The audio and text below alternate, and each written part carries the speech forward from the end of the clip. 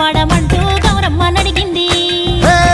ఆడబిడ్డలు ఇంటింట నిందే అమ్మ నాన్న గుండెంతో పొంగే సత్తి పిండి సకినాలు చూస్తే నోటి నిండా ఊరిల్లూరే పొద్దున్నే తమ్ముళ్ళు లేచి పూల కోసం బయలెల్లి ఉరికే శాపపరిచి వాకిళ్ళలోన చెల్లెళ్ళంతా బతుకమ్మ పేర్చే